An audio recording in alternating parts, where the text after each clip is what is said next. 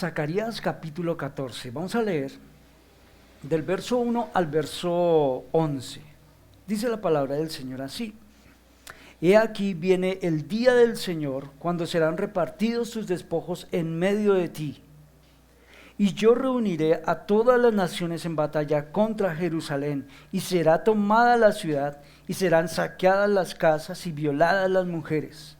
La mitad de la ciudad será desterrada, pero el resto del pueblo no será cortado de la ciudad. Entonces saldrá el Señor y peleará contra aquellas naciones como cuando Él peleó el día de la batalla.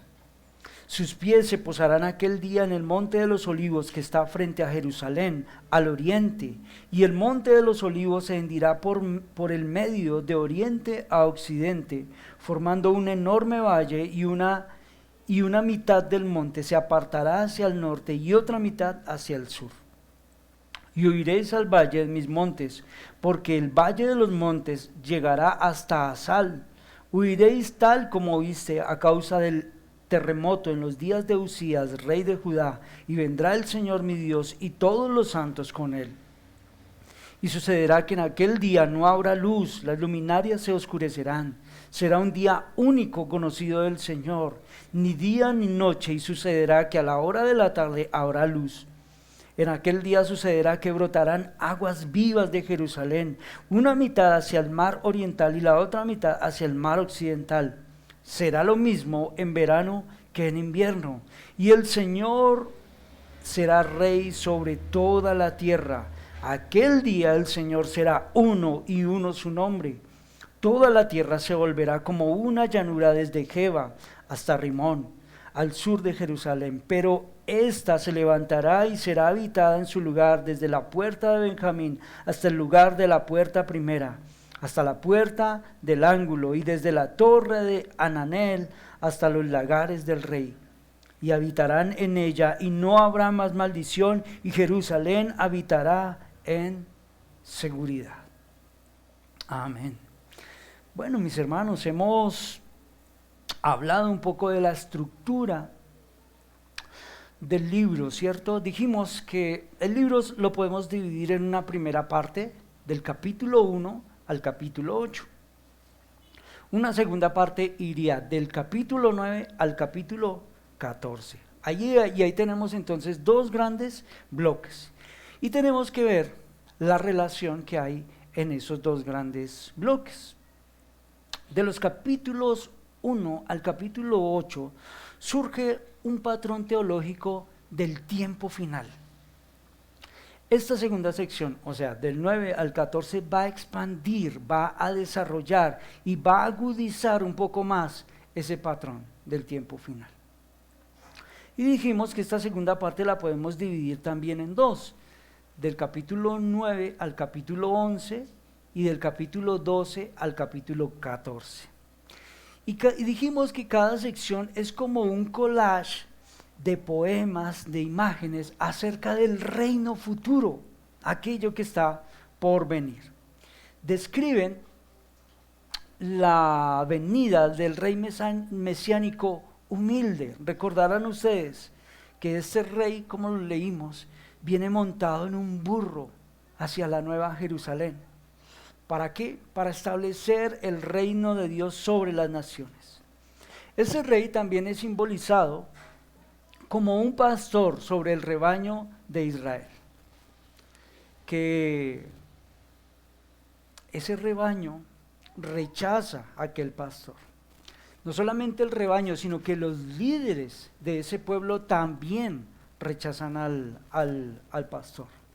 Y esos líderes también son simbolizados como unos pastores, pero como unos pastores ahí como medio bien flojos con el pueblo. Así que el Señor va a entregar a Israel, a ese rebaño, en manos de esos pastores, unos pastores corruptos. Y entonces surge como naturalmente una pregunta en medio de toda esta situación, porque el Señor va a rechazar a aquel pueblo. Y el rechazo va a provocar esta pregunta en medio de ellos. ¿Rechazará el Señor a Israel? ¿Rechazará el Señor a su rebaño para siempre? ¿Qué dicen ustedes? Bueno, definitivamente la respuesta contundente que nosotros tenemos del capítulo 12 al capítulo 14 es que no. Y de ahí en adelante entonces viene como otro mosaico de poemas, de imágenes acerca del reino futuro. Y ellos ilustran una nueva Jerusalén. Y la nueva Jerusalén como un lugar donde la justicia de Dios finalmente confrontará y derrotará la maldad entre las naciones. Y hemos hecho, o hemos dicho y hemos hecho la comparación de cómo este mensaje es muy similar a mensajes que ya encontramos con otros profetas, con el profeta Ezequiel, con el profeta Joel. Dios confrontará la rebelión de los corazones de su propio pueblo. Él derramará su espíritu sobre ellos. Ellos, después de esta obra poderosa del Señor, van a poder arrepentirse. Y ellos se van a arrepentir porque entenderán que han despreciado a ese pastor mesiánico. Y este capítulo final entonces incluye, o concluye más bien, con una nueva Jerusalén como el punto de reunión para todas las naciones. Y esta ciudad se convierte en un nuevo jardín del Edén. Como vamos a ver, hay un río de agua que fluye del templo, que trae sanidad a toda la creación. Bueno, mis hermanos, si bien este pasaje predice el retorno literal de Cristo, hay en el relato muchos toques figurados. Eso lo vimos hace 8 días. Habla que el monte de los olivos se partirá por medio de la irrupción del propio día del Señor. El derramamiento, como lo vamos a ver ahora, de aguas. La depresión de la región circundante como una llanura. O sea, algunos montes bajarán y quedará todo como una llanura. Bueno, ¿se dan cuenta del lenguaje figurado que se está empleando aquí? Un escritor dijo que todas esas cosas son como estrellas en el cielo de la profecía. Bueno, tras confirmar el hecho de la intervención divina, Zacarías va a explicar los detalles de esos cumplimientos. Y comenzará con la manifestación cuando, como ya leímos en el verso 4, con la manifestación cuando sus pies se posen sobre el monte de los olivos, que se partirá en medio. Y ahí quedamos hace 8 días, ¿cierto? En el verso 5. Entonces vamos allí porque no quiero que dejemos pasar un detalle de este texto que quedó pendiente. Y huiréis al valle de mis montes, verso 5, ¿sí? Porque el valle de los montes llegará hasta Sal. Huiréis tal como huiste a causa del terremoto en los días de Usías, rey de Judá. Note esto. Y vendrá el Señor mi Dios y todos los santos con Él. No debemos pasar por alto esa pequeña frase.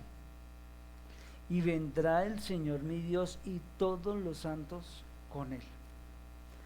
No cabe duda, mis hermanos, que la promesa de la segunda venida está presente aquí. Una ojeada a algunos textos nos convencen que el Señor Jesucristo es el que está aquí aludido. No vayan a perder Zacarías 14, pero quiero que miremos esta mañana varios textos. Vamos a Judas 14.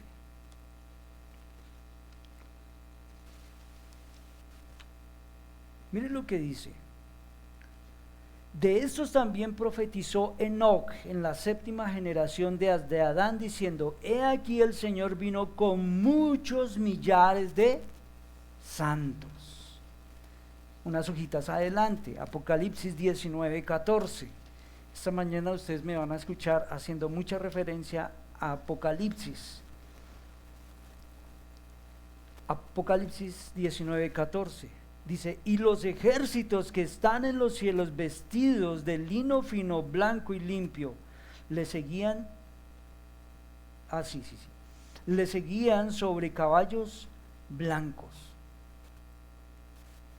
Note que el texto dice, y los ejércitos que están en los cielos. Muy bien, vuelvan a Zacarías, por favor. Esta mención que hace el profeta cuando dice, el Señor mi Dios, lleva al profeta súbitamente a dirigirse al Señor de una manera directa. Es como si él levantara la cabeza y repentinamente viera en visión al Señor que viene, y gozosamente él va a exclamar, el Señor viene, mi Señor viene, y todos los santos con él, todos los santos contigo. Un rey vendrá con todos sus séquitos, con todos los santos. Todos los santos le acompañarán en una entrada triunfal. Su venida será grande, su venida será temible, que solo es comparada al pánico que tuvo el pueblo en el terremoto en los días de Usías. Por eso el profeta hace esa alusión. Zacarías recurre a ese evento para enseñar al pueblo que la venida del Señor será extraordinaria. Todos los santos con él. Bueno, ese es un concepto un poco difícil de explicar en el Antiguo Testamento. Algunos creen que la venida del Señor será la de un rey acompañado por una corte celestial formada por ángeles. Algunos creen eso. ¿Con quién viene el Señor? Con ángeles. Pero resulta que nosotros encontramos en la enseñanza del Nuevo Testamento que la venida, cuando se habla de la venida del Señor con todos los santos, habla de hombres redimidos. Déjenme, les leo 1 de Tesalonicenses 3:13, o busquemos todos. 1 de Tesalonicenses 3:13. Dice, a fin de que Él afirme vuestros corazones irreprensibles en santidad delante de nuestro Dios y Padre, en la venida de nuestro Señor Jesús con todos sus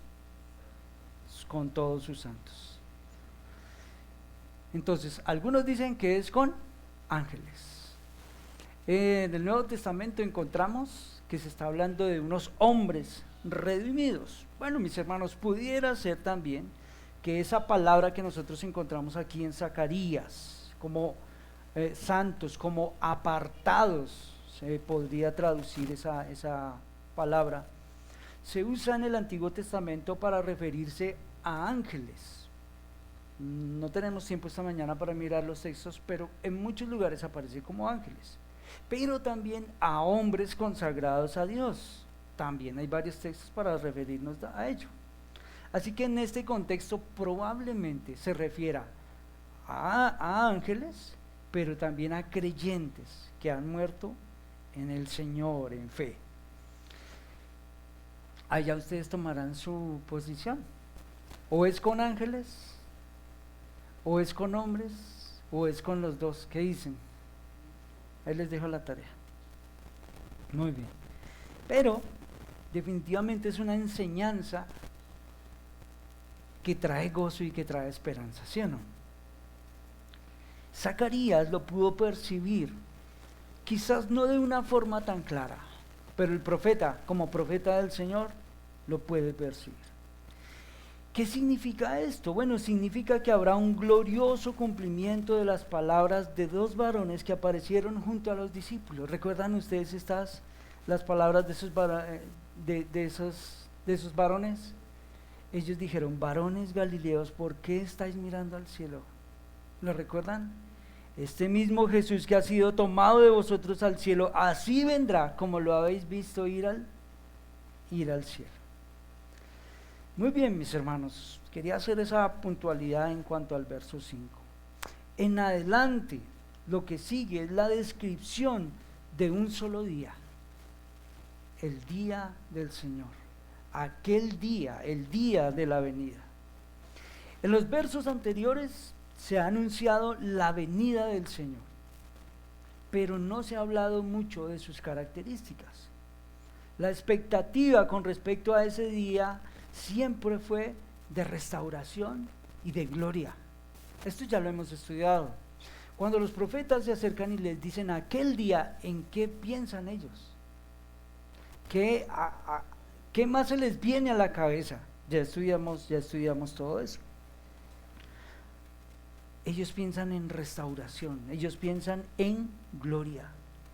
Y Zacarías ha dejado hasta el final la descripción breve de cómo será ese día final. Algunas características generales, pero ya las vamos a detallar. Por ejemplo, primero, los fenómenos atmosféricos a los que estamos acostumbrados ya no existirá.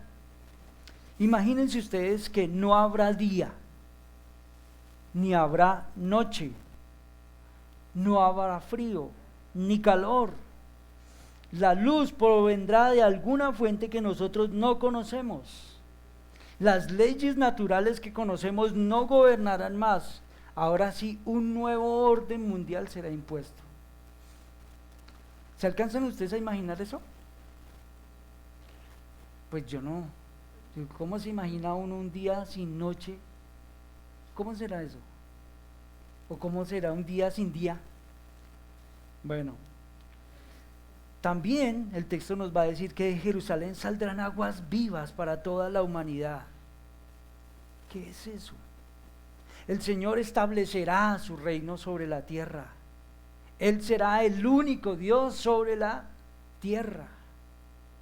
Bueno, vamos a mirar todos esos detalles. Versos 6 y versos 7 de nuestro texto.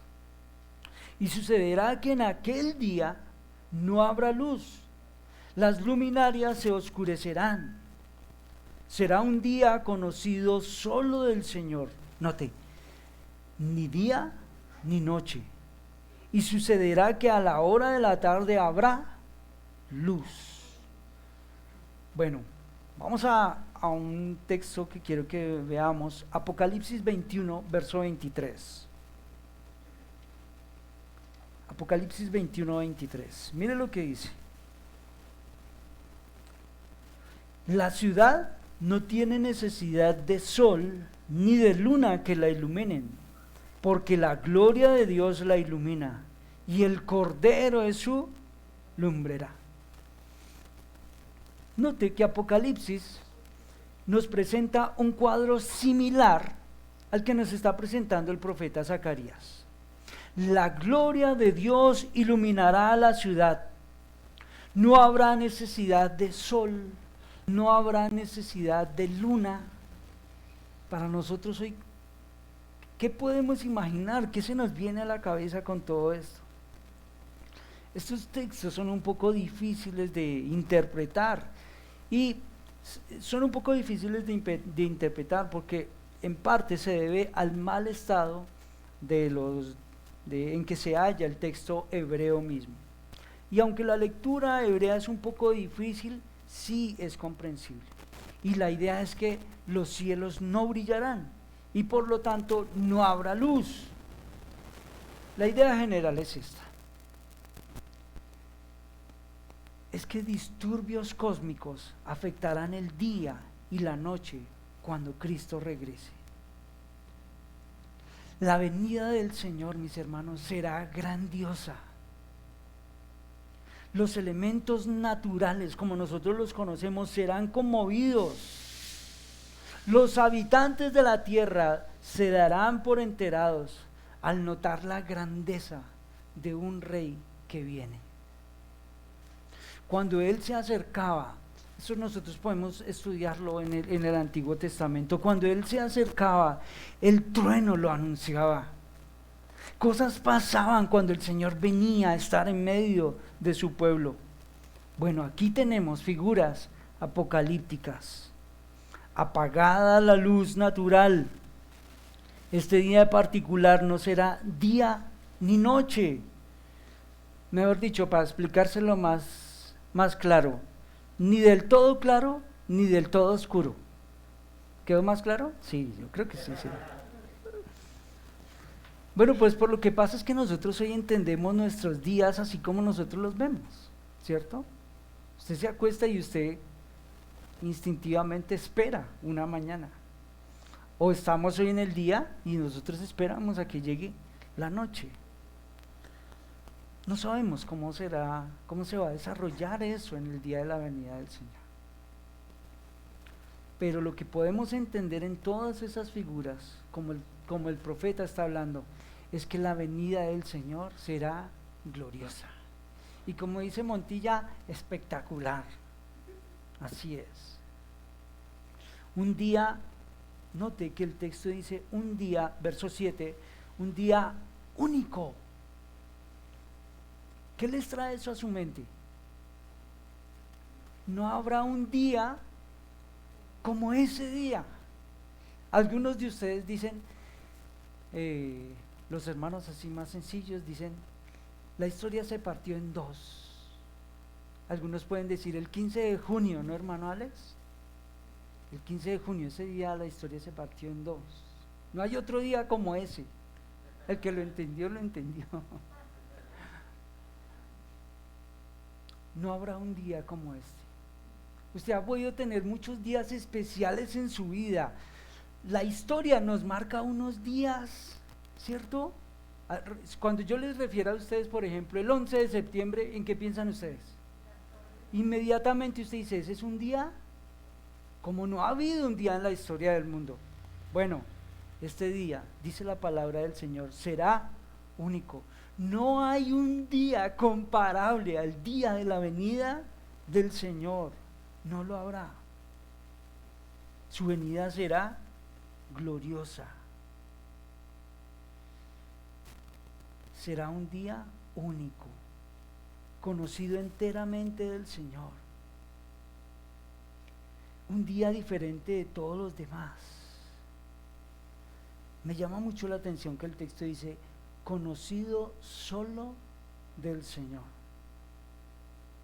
Esto frena la curiosidad del hombre, ¿no? Algunos se atreven a hablar mucho y a detallar mucho sobre la. Note que el texto dice, conocido únicamente por el Señor. Ahora, mis hermanos, sin duda, lo literal y lo figurado se mezclan. ¿Por qué? Porque note que dice, ni día ni noche. Y sucederá que a la hora de la tarde habrá luz. Ahí tenemos un lenguaje figurado.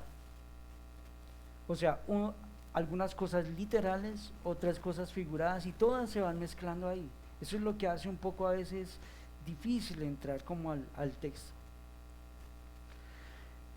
Lo que el texto está diciendo al final es que al cierre de este tiempo, ¿qué decimos? Crepuscular, ni día, ni noche, ni claro, ni oscuro, habrá luz. Nos estamos refiriendo, mis hermanos, al día exacto del retorno del Señor. Cuando la oscuridad celestial que acompaña a los juicios divinos sea reemplazada por la luz que se verá al caer la tarde. Mis hermanos, sin duda la segunda venida de Cristo está acompañada de fenómenos naturales sin precedentes. Nosotros hoy no lo podemos entender muy bien porque estamos acostumbrados a unos fenómenos que para nosotros son apenas naturales, pero quiero que vayamos al profeta Isaías como para que tengamos un poquito de luz. Isaías 13, verso 10. Isaías 13, verso 10.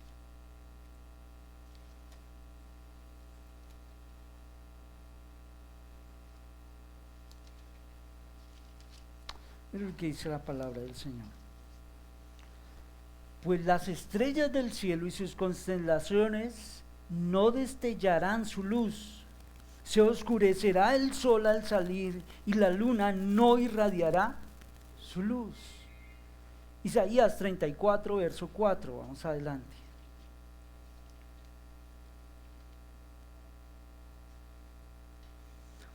Todo el ejército de los cielos se consumirá, y los cielos se enrollarán como un pergamino. También todos sus ejércitos se marchitarán como se marchita la hoja de la vid y como se marchita la de la higuera. Es importante que nosotros entendamos todo este lenguaje, cómo los profetas lo están comunicando. Para nosotros es, vuelvo a decir, un poco difícil. A ver, vamos a poner un ejemplo. En este momento está, ¿qué hora es? Van a ser las 9.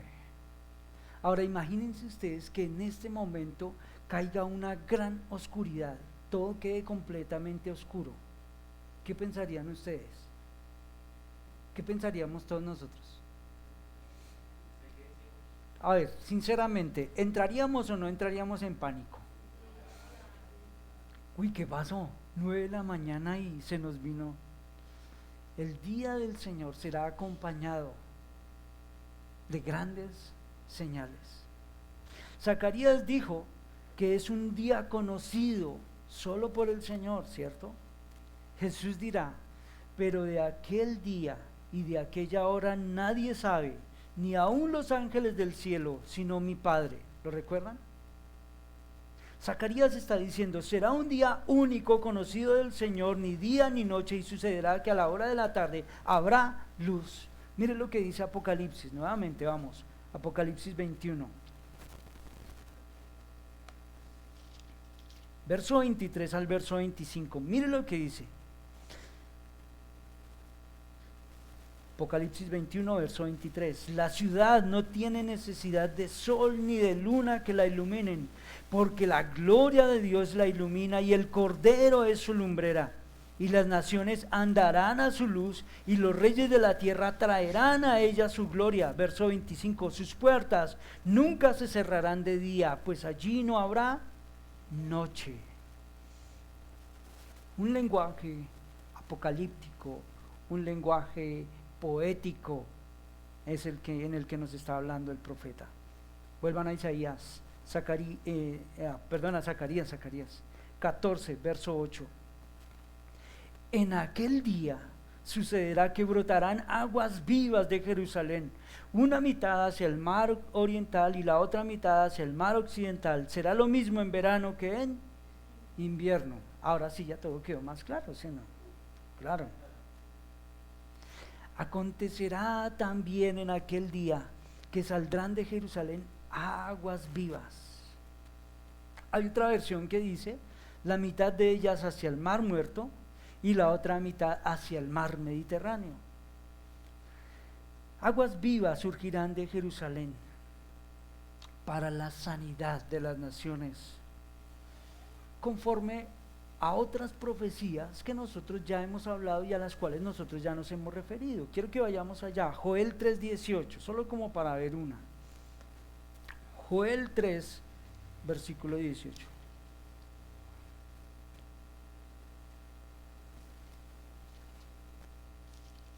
Dice así, y sucederá que en aquel día los montes destilarán vino dulce, las colinas manarán leche y por todos los arroyos de Judá correrán las aguas, brotará un manantial de la casa del Señor y regará el valle de Sitín. Todo está muy claro, ¿sí o no?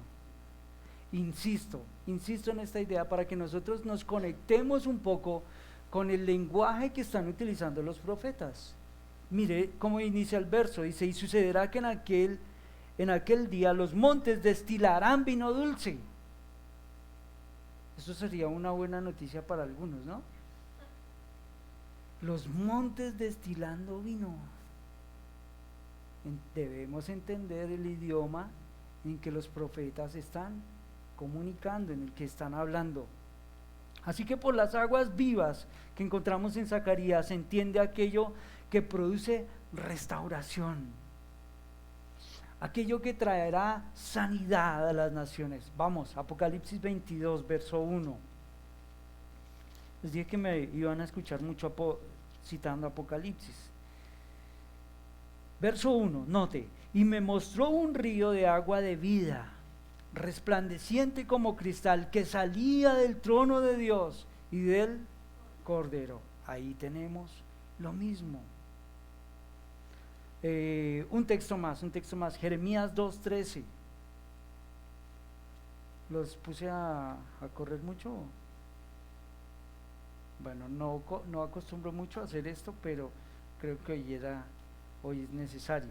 Jeremías 2:13 dice así: porque 2:13, porque dos males ha hecho mi pueblo, me han abandonado a mí, note, fuentes de aguas vivas, y han cavado para sí cisternas agrietadas que no retienen el agua. Bueno, Ahí yo creo que poco a poco va quedando todo claro, ¿cierto? Entonces Jeremías añade sentido a ese lugar. Estas aguas fluirán sin detenerse. No se detendrán ni en verano, ni se detendrán en invierno. Las estaciones no la afectarán. Bueno, mis hermanos, tal como hemos dicho, el autor afirma que juntamente con la venida del Señor, del Mesías, Dios enviará bendiciones a su pueblo. ¿Listo? Como para no ponerlos a... El Señor traerá bendición sobre los suyos. Y menciona entonces esas bendiciones físicas. La luz será transformada de tal manera que no habrá oscuridad. Aún de noche no habrá claridad, porque Dios mismo será la fuente de luz. De la misma manera habrá abundancia de agua. Mejor dicho, no habrá una temporada de sequía. Dios proveerá el líquido, el elemento necesario para sostener la vida en todo tiempo. O sea, la implicación de estas promesas es que todos los elementos físicos necesarios estarán presentes en abundancia. Ahora, el profeta le habla esto de una manera muy especial a aquellos de su pueblo, de su tiempo, en un contexto geográfico. Cuando el invierno azotaba ese territorio, era sequía fuerte. Ahora imagínense que el Señor viene y les dice: ustedes nunca más van a padecer esto. Yo les decía que bueno, en el trabajo que el Señor nos ha permitido hacer en La Guajira, hasta hace como 3 años, nos contaban los hermanos, dice, aquí no llovía hace 8 años. Ustedes se pueden imaginar eso. Nosotros como rolos, imagínense 8 años sin llover. No, nosotros eso no nos cabe en la mente. Los hermanos en La Guajira, 8 años sin llover. Ahora imagínense ustedes que de repente viniera una profecía del Señor, y estoy solo dando una ilustración, ¿no? Viniera una profecía del Señor a los hermanos de La Guajira y les dice: ustedes nunca más van a volver a padecer esto. Ustedes van a tener agua siempre. No van a padecer más esta sequía. ¿Por qué esperan los hermanos en La Guajira que les llueva? Porque va a haber agua, porque va a haber alimento, porque medio van a poder cosechar alguito, ¿ya? Eso es lo que el Señor les está diciendo a ellos aquí en su momento. No habrá sequía, Dios proveerá ese líquido importante para todos. La implicación de estas promesas es que todos esos elementos físicos necesarios estarán presentes y estarán en abundancia. Esta provisión de agua durante todo el año evidentemente producirá fertilidad. Ellos no estaban tan acostumbrados a que su tierra fuera tan fértil todo el tiempo. Ahora el Señor les dice: su tierra va a ser fértil todo el tiempo. ¿Cómo reaccionarían ellos ante todas estas promesas?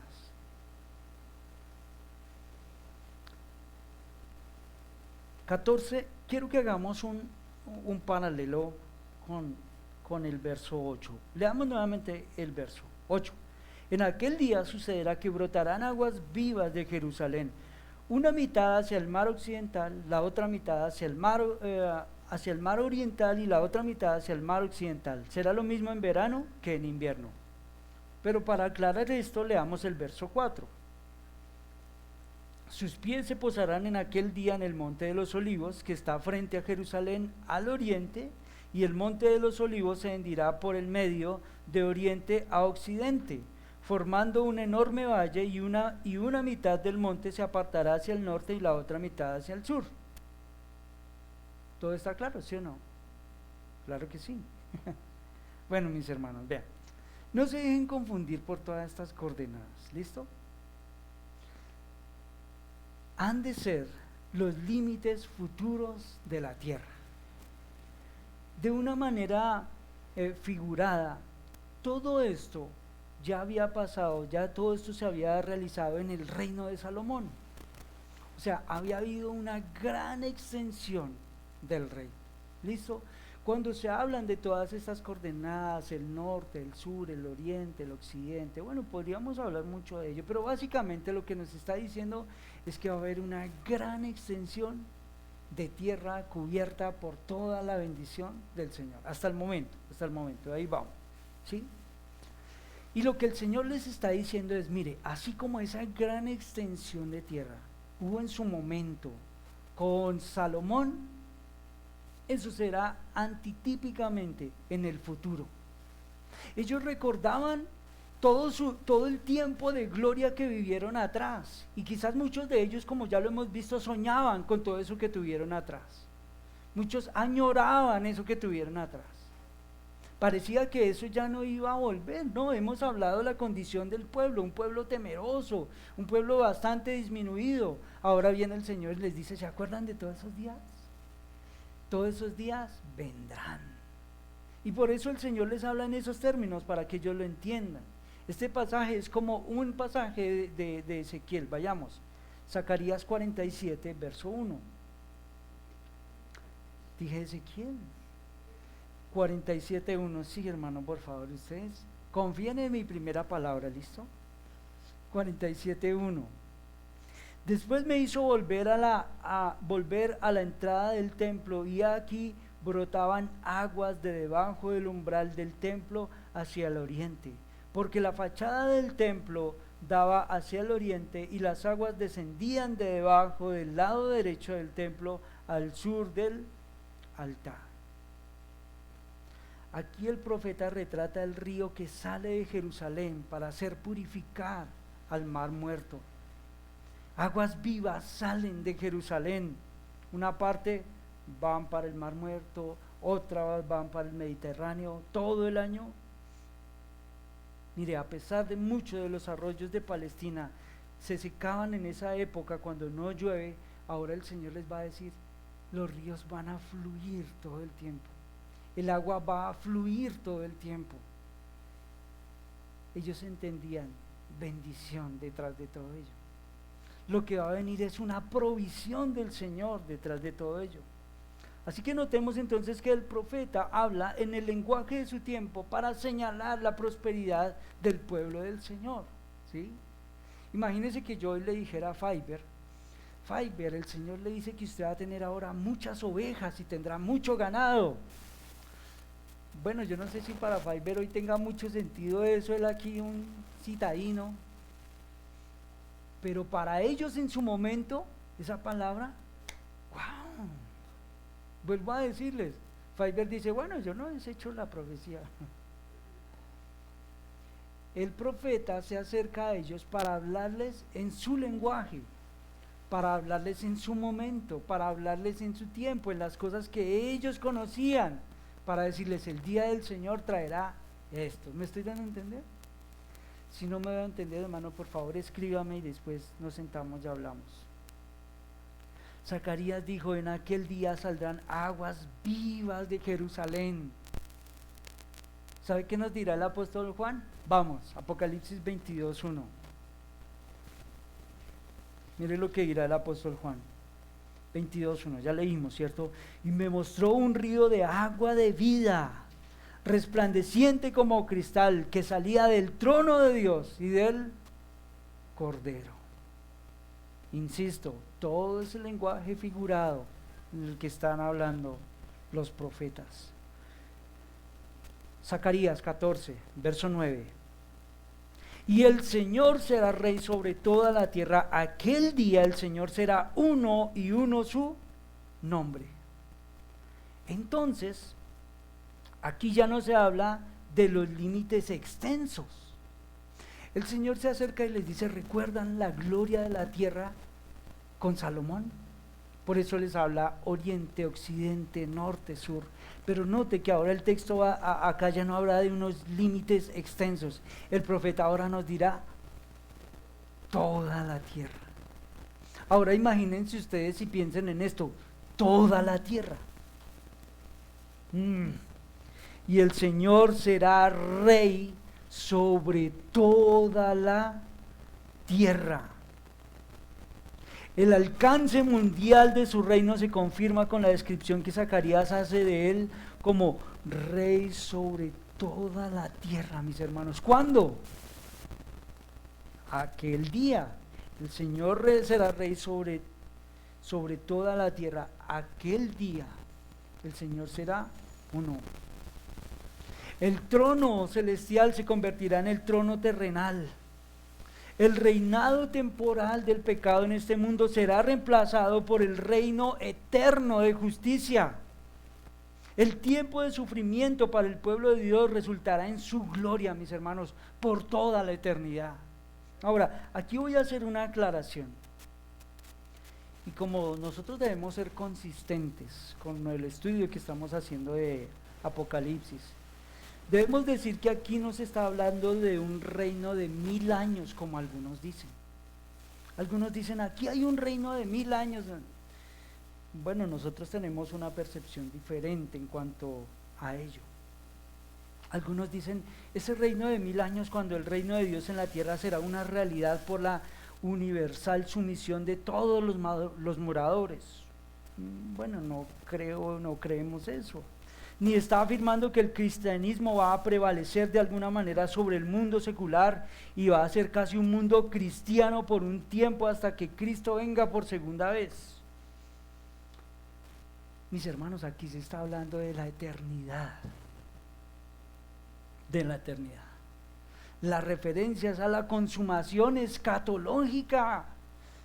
Ellos veían hacia el futuro y decían, aquel día.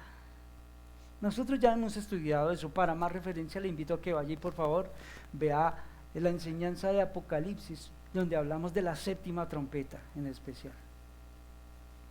La verdadera lectura de todo esto es que el Señor, el ungido de Dios, dominará ese reino.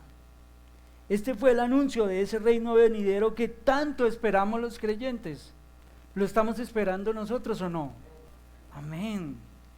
El anuncio de aquel día cuando estaremos nosotros eternamente seguros, eternamente bendecidos con Dios y su Cristo por la eternidad.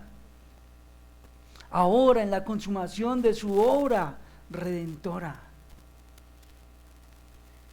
Dios el Eterno ha vencido. Su reino es triunfante. Así que lo que se celebra aquí es el establecimiento visible del reino de Dios sobre todos los poderes hostiles. En aquel día el Señor tendrá un reino que perdurará por toda la eternidad. ¿Alcanzamos nosotros a ir hasta allá? ¿A imaginarnos todo ello? Note que el texto dice, el Señor será uno, y uno su nombre. Será el único rey sobre toda la tierra. Ahora, aclaro, mi hermano, no que Él no lo sea ya. Él siempre ha sido el único Señor incomparable, soberano. Eso lo hemos estudiado en Apocalipsis. Sino que será entonces reconocido por todos unánimemente. En este momento, ahora, hay muchos dioses, hay muchos señores, pero habiendo erradicado la idolatría y la falsa adoración de la tierra, su nombre será único, reconocido por todos. Mira lo que dice Zacarías ahí, 13, verso 1 y verso 2. Dice, aquel día habrá una fuente abierta para la casa de David y para los habitantes de Jerusalén y para lavar el pecado y la impureza. Verso 2, y sucederá aquel día, declara el Señor de los ejércitos, que eliminaré de la tierra los nombres de los ídolos y nunca más serán recordados. También yo quitaré de la tierra a los profetas y el espíritu inmundo. ¿Se pueden ustedes imaginar una tierra sin pecado? Que nosotros hoy pensamos en el pecado, pero en el pecado que nos afecta, ¿no? Es que está contra nosotros. Porque vivimos de esta manera. Nosotros no alcanzamos a imaginarnos un mundo sin pecado. Algunos sí dicen, Señor, quita a todos esos pecadores, llévatelos. ¿En qué estamos pensando cuando nosotros decimos cosas como esas? ¿En qué pensamos cuando nosotros decimos, Señor, erradica el pecado? Desaparece a todos los pecadores. Y nosotros, pues ahí desaparecemos nosotros también, ¿no? Entonces solamente el Señor será adorado. Habrá un lenguaje limpio para que todos puedan invocar el nombre del Señor en un mismo consentimiento. Lo hemos estudiado en Apocalipsis, ¿no? Algún día esa gran multitud, todos juntos uniremos nuestras voces para cantar: la salvación es del Señor. Y nos hemos detenido para mirar la alabanza celestial, ¿no? Donde su voz y mi voz, mis hermanos, estarán incluidas. ¿Alcanzan ustedes a llegar hasta allá? ¿Alcanzamos nosotros a imaginarnos algo así?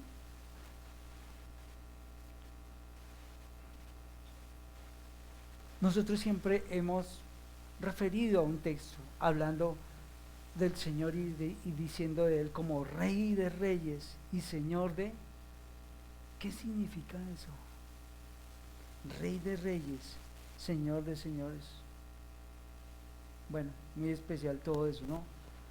Zacarías lo ha dicho: el Señor será Rey sobre toda la tierra. Aquel día el Señor será uno, y uno su nombre.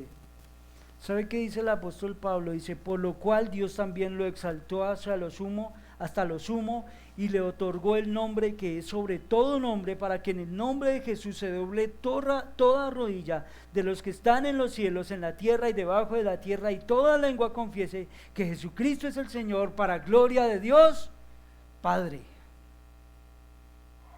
Algún día ninguna voz se levantará en objeción contra nuestro Señor. Algunos para su condenación tendrán que decir: es el Señor. Hay otros para una salvación eterna. Podrán levantar su voz, levantar toda su alabanza y decir: sí, tú eres lo que esperábamos. Verso 10. Y toda la tierra... bueno, esto sí no lo va a dejar más claro. Este texto sí nos va a aclarar todo. Y toda la tierra se volverá como una llanura, desde Geba hasta Rimón, al sur de Jerusalén. Pero ésta se levantará y será habitada en su lugar, desde la puerta de Benjamín hasta el lugar de la puerta primera, hasta la puerta del ángulo, y desde la torre de Ananel hasta los lagares del rey. Todo está claro, ¿sí o no? Sí, claro, dice Willy, ya, claro. Bueno, mis hermanos, lo mismo. El lenguaje que está empleando Zacarías para hablarle a su pueblo. Ahora, nuevamente, para conectar con el verso 4, volvamos a leerlo. Sus pies se posarán aquel día en el monte de los olivos, que está enfrente a Jerusalén, al oriente, y el monte de los olivos se hendirá por en medio de oriente a occidente, formando un enorme valle, y una mitad del monte se apartará hacia el norte y la otra mitad hacia el sur. Nuevamente, para conectar con el verso 10, cuando sus pies se afirmen, cuando se establezca sobre el monte de los olivos, para ejercer dominio sobre los pueblos. Todo esto es un lenguaje figurado del que está hablando el profeta Zacarías. La figura es muy, para resumirla y para ponerla en términos sencillos, es en realidad sencilla. La figura que presenta el profeta es la de un valle protegido contra los enemigos. En ese valle será asentada la ciudad del gran rey. Nuevamente, pues enfoca la atención en la ciudad de Jerusalén, una ciudad que estará en una llanura, que estará tranquila, que estará protegida, que estará proveída. ¿Sí me va a entender? El Señor les está hablando a todos ellos en términos, vuelvo a decir, de su momento, para que ellos entiendan qué es lo que el Señor les está diciendo. La descripción de los linderos de la ciudad durante todos los días de sequías es una referencia a toda esa nueva Jerusalén de la que Él está hablando. No a la ciudad que conoció Zacarías, porque esa ciudad va a ser destruida. Entonces, ¿qué es lo que está diciendo? Bueno, ella será plana, se convertirá en un lugar adecuado para habitar. ¿Listo? Será un lugar de provisión para ellos, será un lugar de tranquilidad para ellos. Básicamente es eso lo que está diciendo el texto. Los que están allí pueden sentirse seguros. No habrá peligro, no habrá ataque de los enemigos. Dios reinará sobre ellos. Ellos morarán cómodos, ellos estarán a salvo. En fin, todas las garantías que se le ha prometido al pueblo siempre. ¿Recuerdan ustedes que hay un pacto con David que está pendiente? Aquí se cumplirá. Todas esas garantías del pacto davídico serán efectuadas. El Señor reinará sobre ellos. Aquí está, mis hermanos, el Rey esperado. Toda esa tierra montañosa alrededor de Israel que impediría el libre paso de las aguas vivas será cambiada para que sea una gran llanura, para que sea una llanura fértil. Es importante que entendamos por qué se le está hablando de ellos en esos términos de bendición. Verso 11, y habitarán en ella y no habrá más maldición y Jerusalén habitará en seguridad. Ahora sí, este texto sí nos deja ver un poco más claro todo esto que anterior lo hemos estado viendo de una manera como figurada. Y habitarán en ella ¿dónde? En la tierra. ¿En cuál tierra? En esa tierra que ha detallado anteriormente, del norte a sur, sin montañas, en una llanura, con muchos fuentes de agua. De eso es de lo que está hablando. Y habitarán en ella y no habrá más maldición. Jerusalén habitará en seguridad. Nunca más será anatema. ¿Por qué? Porque ya no habrá pecado. Las bendiciones físicas y la prosperidad espiritual entonces irán juntas. Larga vida, la paz, el honor, el gobierno justo. Todos nosotros decimos, ¿cuándo llegará ese día? ¿Sí o no? El último día pondrá fin a toda cosa mala. Las constantes alusiones le sirven a Zacarías para poner de relieve la seguridad que Jerusalén hallará. Una Jerusalén ahora purificada. Ya no tendrá contacto con extraños, ya no sentirá temor de todos esos que venían a atacarla.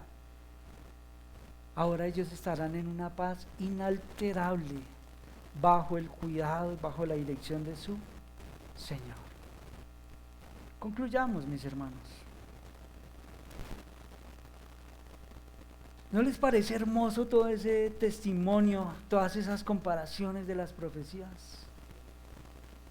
Nosotros de pronto a veces por su lenguaje se nos hace un poco complicado entender algunos detalles de eso, ¿no? Pero cuando nos retiramos un poco y vemos toda la escena desde allá, tenemos que decir qué gloriosas promesas. Qué bien describen ese grandioso día, ciertamente viene. Y como lo vemos, todos los profetas lo vieron. Los profetas no tuvieron temor con decir, viene aquel día. Las palabras del apóstol Pedro a su pueblo son muy apropiadas para que nosotros las leamos esta mañana. Segunda de Pedro, capítulo 3, vamos allá.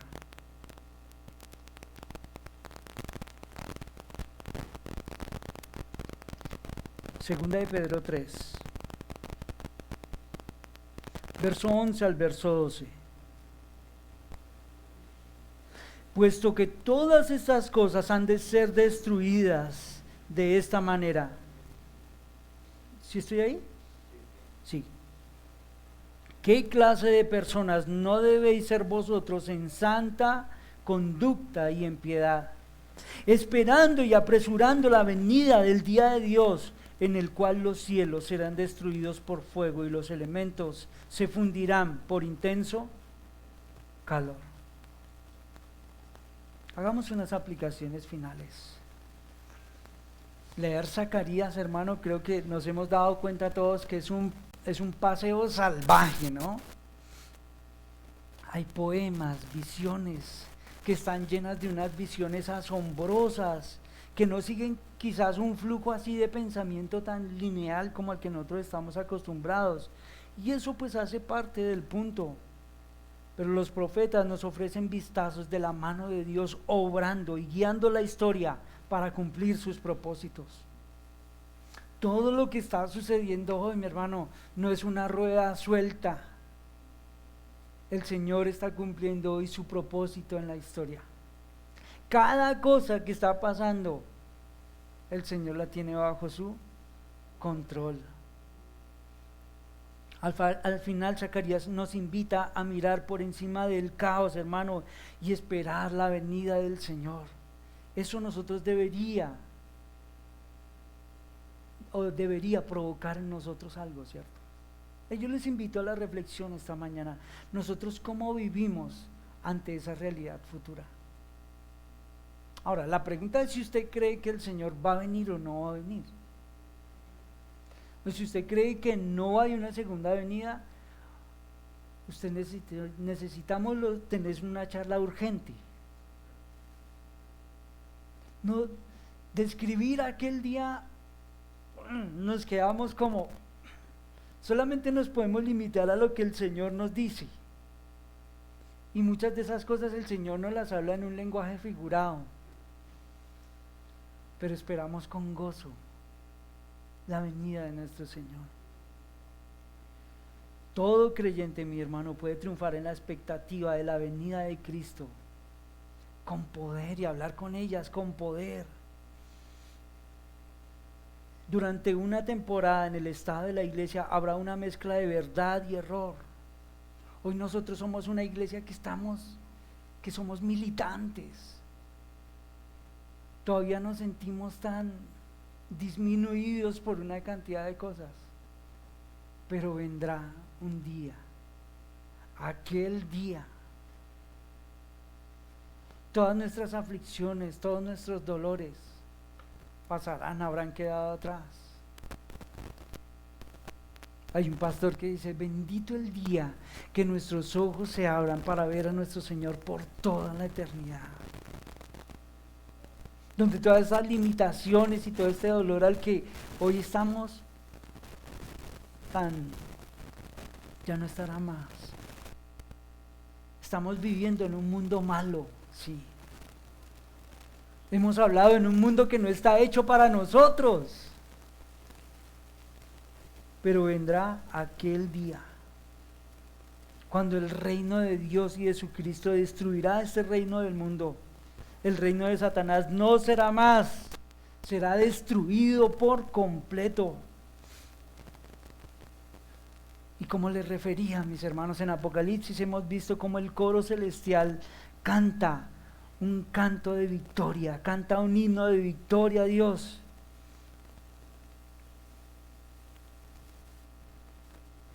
¿Esperan ustedes ese día? Con esperanza nosotros podemos de verdad animarnos los unos a los otros y decir: el Señor viene, viene. No sé si hay alguna persona esta mañana que no sea creyente, o alguno que está escuchando esta enseñanza y viendo este video. Y usted que no es creyente, ¿cómo vive ante esa realidad? Porque el Señor viene. Y no pasará por alto al injusto, y no pasará por alto al impío, y no pasará por alto a aquel que le ha rechazado todo el tiempo. La solución en realidad es sencilla: venir al Señor, venir a Cristo. Nuestro futuro es un futuro muy esperanzador, mis hermanos. Nosotros miramos y caminamos como mirando al invisible. ¿Qué nos espera? Todo lo que hemos hablado esta mañana. Que el Señor traiga bendición a nuestras vidas. Que nuestros corazones se puedan llenar de mucha esperanza. Que nuestros corazones se puedan llenar de mucha fortaleza, aunque caminamos todavía así como caminamos. y como tan a tientas y como tropezando y como peleando con nosotros mismos, pero el que ha empezado la buena obra en nosotros la terminará y la llevará hasta el final. Oramos. Señor, gracias por tu palabra esta mañana. Gracias, Señor, porque nosotros no somos como los que caminan sin esperanza en el mundo. Nosotros podemos los unos a los otros ser fortalecidos con estas palabras. El Señor viene pronto. Aguardamos por ti. Y aunque, como lo hemos hablado con nuestros hermanos esta mañana, para nosotros todavía es limitado pensar en aquel día cuando tú hagas toda una demostración de tu justicia, de tu poder, de tu gloria. Nosotros hoy somos limitados para poder entender todo ello porque estamos sometidos a todo este mundo. Pero lo que estamos seguros es que un día glorioso viene, un día que no será como ninguno, un día único, conocido por ti. Gracias, Señor. Hoy nosotros podemos mirar hacia el futuro y con esperanza entonces aguardamos aquel día y podemos decir, sí, ven, Señor Jesús. Ayúdanos a caminar. Ayúdanos, Padre, para que hoy todo lo que nosotros hagamos tenga sentido con respecto a nuestro futuro, con respecto a esa esperanza futura que tenemos.